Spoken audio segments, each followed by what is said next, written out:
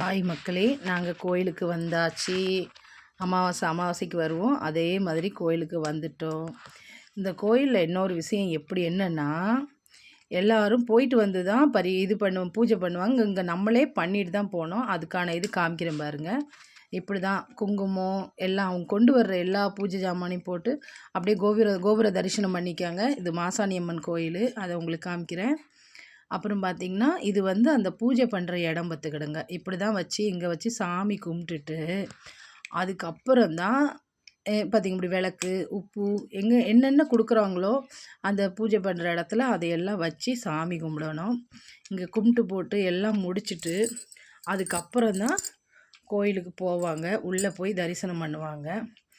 அப்புறம் இன்னொரு விஷயம் என்னென்னா, இங்கே வந்து நம்ம தலை சுற்றி நம்மளோட மேலேருந்து கீழே வர எல்லாம் சுற்றி இந்த இதில் வந்து தேய்ச்சி அதில் வந்து சொருகிட்டு போவாங்க.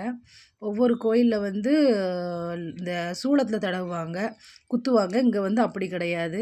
இந்த தட்டு மாதிரி இருக்குது பார்த்திங்களா, இதில் தான் தேய்ச்சிட்டு அந்த தேய்க்கிறாங்க பார்த்திங்களா, அப்படி தேய்ச்சி அதை சொருவாங்க. அப்புறம் இது பார்த்திங்கன்னா, அந்த குழந்தை இல்லாதவங்களுக்கு தொட்டில் கட்டுறது. அப்புறம் நம்ம வேலை கிடைக்கணுமோ, என்ன நம்ம மனசில் நினைக்கிறோமோ அதை எழுதி இந்த மாதிரி கட்டி தொங்க விடுறது.